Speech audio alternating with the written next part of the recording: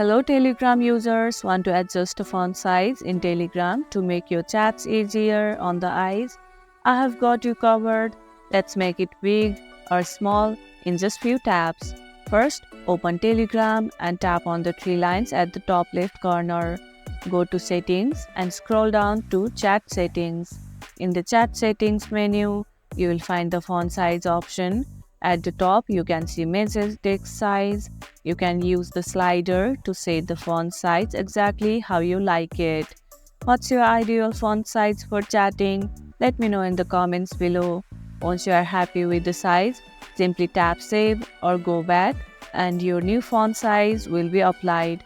If this tutorial helped, don't forget to like this video, share, subscribe, and thanks for watching. I'll see you in the next video.